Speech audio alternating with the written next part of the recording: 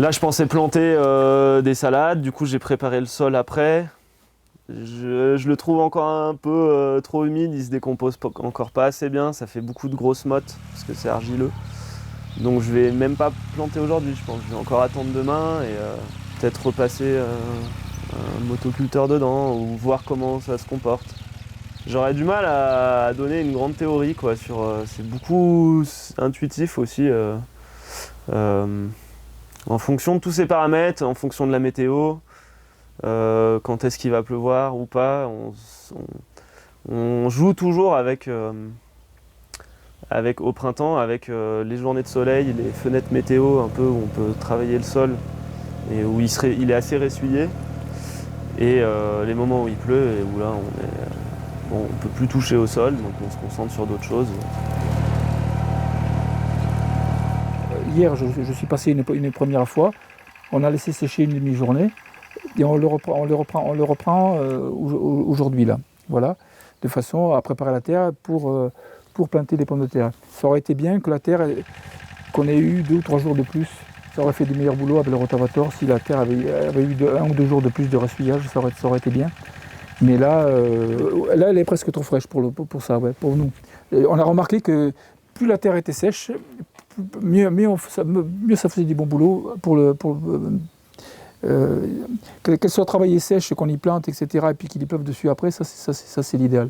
Mais alors que là c'est déjà le peu qu'on passe avec le tracteur là, c'est déjà un peu trop. Alors pourquoi on l'a fait aujourd'hui comme ça? C'est parce qu'on arrive bientôt au 20 mai là, et que nos plants de pommes de terre ils commencent à en avoir marre, et ils aimeraient bien être plantés là. Et qu'on ne va pas avoir que ça à faire par la suite après. On a encore plein de chantiers à faire. Et donc il faut avancer. Donc il y a cette notion-là aussi qu'on sait qu'on ne fait pas du boulot parfait tout le temps. Si on attend de faire du boulot parfait, on n'y arrivera pas, quoi. Là c'est un compromis, voilà. Et là c'est ce qu'on fait. Le fait de l'avoir remué hier, et puis de laisser sécher, puis remuer là, puis venir prendre le repas, de 2-3 heures comme ça de séchage, et on y retourne après. Et donc ces fameux lards, je ne sais pas si j'en ai déjà parlé là, ces fameux lards qu'on a, pour éviter de créer ces lards, ils ont un petit peu séché, et on va les déliter assez facilement s'ils sont secs. Hein.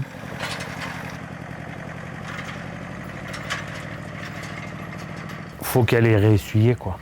Je peux pas la travailler si elle est humide, quoi. Ou alors, après quand je travaille et qu'elle est vraiment humide, une fois que les planches sont formées, quoi.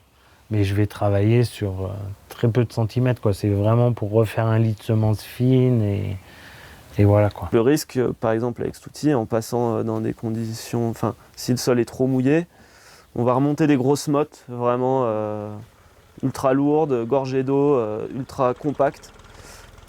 Et ça, si on le remonte en surface et qu'il y a du soleil par exemple derrière, ça sèche, ça devient dur comme de la pierre.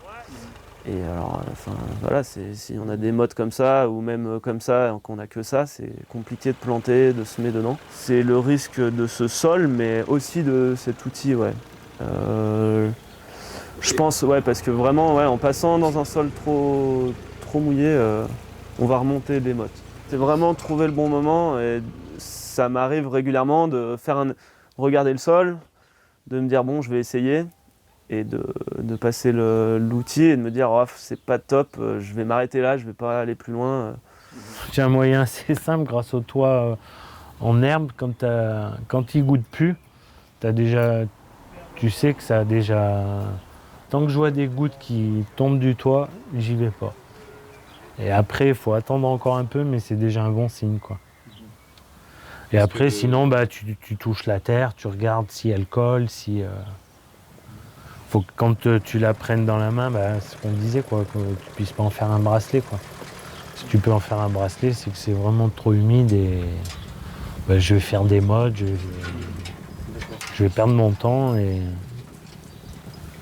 puis après, il va falloir attendre que ça se remouille, que ça ressèche, que la nature fasse son travail, quoi. Donc je gratte le sol, je vois comment le sol il est, et puis ma crainte aussi c'était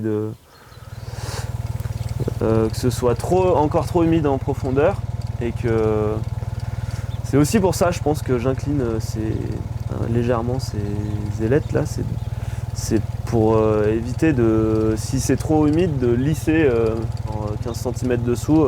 Si c'est trop mouillé, le risque c'est de tout lisser et de faire du coup cette semelle un peu.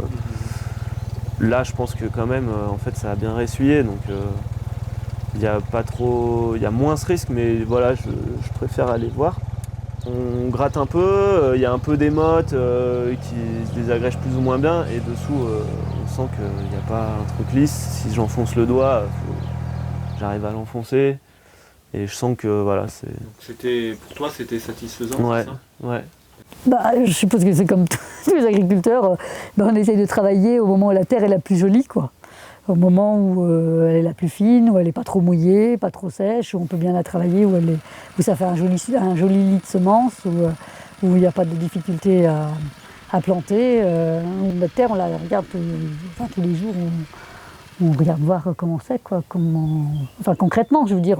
Concrètement, bah, c'est-à-dire on va dans le champ, on prend une motte de terre, on regarde la terre, comment elle est sous l'arrêt au début, au-dessus du labour, au fond du labour, quand on a passé, est-ce qu'il n'a pas plu, qu'est-ce qu'ils ont annoncé à la météo, est-ce qu'il va pleuvoir, est-ce qu'il ne va pas pleuvoir, qu'est-ce qu'il vaut mieux faire, travailler de sec, travailler un peu plus... Nous, on est amenés à faire ça parce qu'on a une terre très très argileuse et donc très difficile à travailler. C'est-à-dire que s'il pleut une grosse pluie, il y a des gens, un jour, le lendemain ou le surlendemain, ils rentrent dans leur terre pour travailler et ça reste fin. Nous, il y a certaines pluies, quand il pleut vraiment 2-3 jours d'affilée, on reste 8-10 jours sans pouvoir rentrer. Parce que c'est beaucoup trop mouillé, c'est trop tassé. Enfin, on ferait du très très mauvais travail.